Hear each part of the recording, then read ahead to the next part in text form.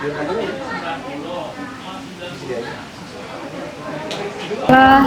selamat siang Bapak. Selamat siang. Bapak kalau boleh tahu namanya siapa Pak? Nama saya Ivan Moninga. Ivan Moninga. Moninga. Moninga. Moninga. Iya. Moninga. Kalau boleh tahu Bapak asli dari daerah mana? Saya perantauan dari Manado, Sulawesi Utara. Jadi cuma numpang lahir doang di sana. Tapi pendidikan dasar sampai ini selesai di Jakarta. Berarti kalau untuk membangun kafe ini kira-kira Bapak udah dari berapa lama ya? Kalau aku nggak suka disebut kafe ya, aku lebih suka disebut tempat nongkrongan. Cuman ini berdiri dari tahun 2010. Iya, gitu. Jadi ya 2010 itu sebenarnya barang-barang yang saya dapetin ini itu sebenarnya hobi dari perjalanan saya waktu dari zaman SMA. Kayak gitu. Berarti ini hasil Bapak ngumpulin sendiri? Ngumpulin sendiri. Gitu, ngumpulin sendiri. Dimana dari buku-buku yang ada di sini Semuanya ada barang sendiri gitu. Ya Pak, kalau boleh tahu untuk sejarahnya mungkin Bapak bisa ceritakan atau Ya, jadi ini berawal dari saya waktu SMA. Jadi hobi saya tuh karena dulu kan zaman SMA itu saya nggak bisa beli barang itu, toko itu kan nggak banyak ya, belum ada online, belum ada apa segala macam itu karena banyak keterbatasan ya, dan jarak jauh dan harga juga cukup nggak terjangkau saat itu. Jadi buat saya bagaimana memenuhi keinginan saya untuk menikmati lagu-lagu tersebut. Saya kan dulu hobinya baca sama dengerin musik ya. Untuk dapat referensi buku sama musik yang saya suka itu kan saya harus beli kaset sama piringan hitam. Nah itu nyarinya tuh nggak beli baru, akhirnya belinya second, barang-barang second. Itu ternyata barang second itu menurut saya tuh sangat unik ya. Karena apa? Karena punya vibe-nya sendiri, dan itu ternyata bukan hanya satu kaset atau piringan hitam aja yang saya dapetin, tapi ternyata banyak yang ada di tukang loak. Daripada saya harus beli baru ya, gitu. Ternyata banyak yang kaset lebih tua lagi itu saya dapetin, gitu. Akhirnya yang disebut sekarang ini jadi barang rare ya, barang yang istilahnya ini benar-benar udah vintage banget ya, gitu. langka juga ya Pak sekarang termasuknya? Iya, itu sekarang akhirnya lambat laun karena perjalanan, akhirnya saya berkeluarga. Disitulah barang-barang ini harus ditempatkan yang tempatnya yang harus bisa dilihat orang, dinikmati orang. Akhirnya saya kerjasama dengan orang tua saya, manfaatkan lahan yang ada di sini sama saudara-saudara. Akhirnya dikasih kesempatan untuk bisa memanfaatkan tempat ini. Akhirnya ya udah, saya buka Kampung Galeri di 2010. Gitu. Kalau untuk dulu tuh Bapak thrift ya namanya ya Pak? Kalau Thrift, iya, thrifting ya. Dulu belum ngetop namanya thrifting. Iya, terus itu kira-kira di mana Pak biasanya Bapak ngeburu-buru? Nah, biasanya masih di daerah Jakarta ya. Kebetulan waktu itu saya kerja di daerah dekat Senen, Kemayoran. Ya di situ kan ada tukang loak yang di daerah Senen kan ya. Nah, kalau nggak di situ, saya di Jatinegara kayak gitu. Ada Taman Puring, gitu. Taman Puring sekarang udah nggak, bentuknya udah nggak barang-barang bekas lagi ya, barang-barang baru. Nah di situ, di 3 tempat itu yang saya sering cari. Atau saya keluar kota, gitu, keluar kota kayak Jogja, Solo, ya kan, Surabaya, gitu. Nah di situ saya mulai juga cari barang itu. Tapi ya itu banyak keseruan lah di situ. Ada apa hal menarik yang Bapak temuin waktu Bapak cari-cari barang di sini? Jadi misalnya contoh gini, ini yang dulu saya suka, yang saya cari, tiba-tiba bisa ketemu di tukang loak. Nah itu yang menurut saya itu keren banget dan seru banget. Terus saya nemuin misalnya majalah yang mewakili dulu saya pernah SMA, ya kan? Waktu saya SMA ini dulu majalah ini mahal banget. Gitu, kok ketemu sekarang gitu, itu seru banget sih gitu. Barang yang udah dinanti-nanti gitu ya? Iya gitu, yang pernah dulu saya cari ini barang nggak pernah ketemu, tiba-tiba sekarang ketemu gitu. Yang barang yang Bapak pengen banget gitu Pak, terus ketemu selain majalah ini apa nih Pak? Yang benar-benar Bapak cari banget gitu, ada? Sebenarnya yang saya cari banget itu sebenarnya ke vinil sama kaset ya, gitu. Ada juga ada beberapa majalah ya. Majalah yang saya suka itu adalah National Geographic. Karena ternyata National Geographic itu kan berdiri di tahun 19 tahun 18 ya, tahun 18. Nah, saya lagi-lagi pingin nyari itu yang edisi tahun 18 itu. Itu saya belum dapat. Saya baru tahun di 19.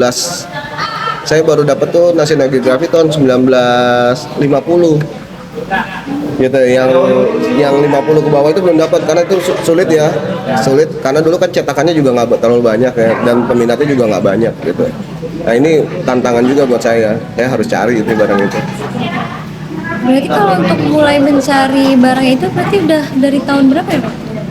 Dari SMA, saya dari SMA dari tahun 80-an, 87. Kalau gitu sampai sekarang berarti masih ya Pak? Masih sampai sekarang masih hunting saya. Kalau untuk pengunjung rata-rata tuh yang datang ke sini usia berapa ya Pak? Dari mulai berapa? Pengunjung ini kebanyakan anak-anak dari Gen Z ya, dari yang SMP, SMA sampai pekerja muda. Tapi paling banyak tuh mahasiswa, gitu. Jadi saya ngikutin apa keinginan mahasiswa untuk nongkrong, apa sih yang dibutuhkan gitu. Dan yang kedua, saya juga ingin meliterasi ke anak-anak muda yang nongkrong itu juga harus bisa membaca apa. Saya sediakan buku dan lo harus baca, kalian harus baca gitu. Jadi di sini saya sediain perpustakaan kecil mini. Jadi di sini semua yang ada di sini bisa dibaca. Bisa dibaca dan kalau misalnya suka bisa dijual. Kita bisa jual. Berarti di sini juga barang-barang yang di sini semua bisa dijual. Bisa dijual, bisa dibeli gitu. Kalau untuk usia di atas mahasiswa, pekerja yang sudah senior gitu Pak, ada yang? Ada beberapa komunitas kayak komunitas sepeda kan banyak kan ada orang dari orang tua juga kan, komunitas sepeda. Terus komunitas buku juga ada bapak-bapak yang sedang baca, ya udah datang kemari. Jadi nggak terbatas dari usia Gen Z sampai usia tua. Gitu. Nah, semuanya juga termasuknya kalau sekarang juga banyak ya Pak yang suka barang-barang vintage kayak Betul, gini. banyak banget. Jadi sekarang nggak tahu ya, saya juga bingung kenapa ada keinginan atau keinginan tahuan anak-anak muda sekarang itu tentang barang-barang jadul, karena mungkin mereka belum pernah ngalamin ya. Karena contoh kayak kaset ya, kaset itu kan pernah jaya di tahun 50 sampai tahun 90 itu. 2000 awal masih ada itu kaset. Gitu. Itu dia pernah sejarahnya tuh dia pernah jaya tuh berapa lama banget gitu sama piringan hitam. Piringan hitam itu kategori orang-orang yang lebih high ya, lebih mahal ya kan. Cuman kaset lah itu. Kaset itu pernah jaya. Jadi anak-anak sekarang itu kan udah nggak ngalamin lagi kaset. Dengerin suara kaset itu kayak gimana ya kan. Tapi keunikan yang itu yang dicari sama anak-anak muda, keinginan tahuannya itu. Kayak contoh majalah, mereka udah nggak ngalamin baca majalah. Sekarang udah bacanya informasi dari media sosial, ya kan. Nah, dulu kan dikemas dalam bentuk media cetak, ya kan. Nah, ini disinilah yang mereka keinginan tahunya itu lebih tinggi lagi gitu. Oke Pak, kalau dari kesan pengunjung nih Pak, ada nggak yang langsung nyampein ke Bapak gitu tentang tempat Kampung Galeri ini Pak? Banyak banget. Mereka sangat interest dan sangat menyukai tempat kami, dan alhamdulillah mereka support banget apa yang saya lakukan. Gitu. Pesan kira-kira yang mau Bapak sampaikan nih ke para pengunjung atau ke anak-anak muda sekarang tuh apa Pak? Intinya bagaimana kita mencoba untuk peduli terhadap barang-barang bekas ini. Jadi barang-barang bekas ini adalah barang-barang yang hampir dibuang sama orang ya, sebagian banyak dibuang orang, dan ini dianggap seperti sampah ya, yang sudah tidak ada harganya ya kan. Mungkin walaupun ada harganya di tukang loak, tapi ada juga yang udahlah ini nggak layak di rumah, seperti sampah aja gitu.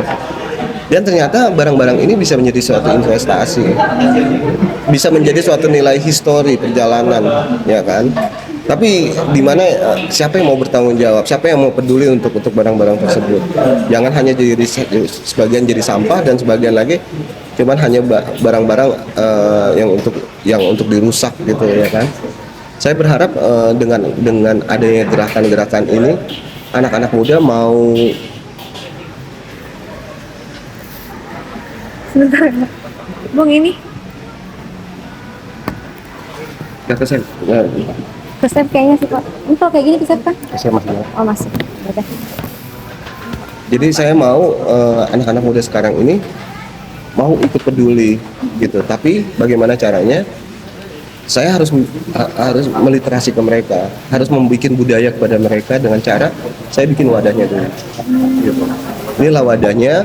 Jadi orang-orang akan melihat, oh ternyata barang-barang bekas itu bisa dimanfaatkan dan bisa jadi investasi. Kayak gitu.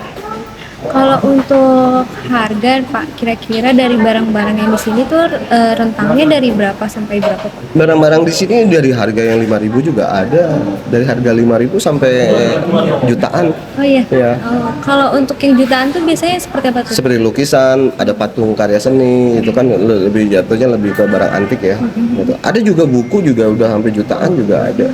Kayak gitu. Biasanya buku yang seperti apa Pak sampai? Buku-buku yang punya nilai sejarah ya dulu Indonesia ya, kayak ada juga dulu namanya bukunya di bawah bendera revolusi, itu juga cukup mahal ya kan Mbak. Jadi yang punya nilai sendiri ya gitu. Buku-buku yang cetakan pertama ya kan, Khairil Anwar yang itu yang pertama, cetakan pertamanya juga udah cukup mahal ya. Kalau untuk kita misalnya punya barang yang pengen kita jual di sini bisa Pak? Bisa juga dijual, bisa hibahin kemari atau kita barter juga boleh. Itu ada peraturan khusus atau apa kalau ingin menjual barang yang kita punya gitu Pak? Nggak ada sih, Nggak ada. nggak ada. Tinggal kesini aja Tinggal gitu datang ya, Pak? aja kemari gitu. Oke tuh Pak, kira-kira sekian untuk Siap. pertanyaannya. Terima kasih banyak Terima ya, kasih Bapak. banyak, sama-sama. Iya. Sama-sama. Sukses selalu. Iya, terima kasih Bapak. Ya.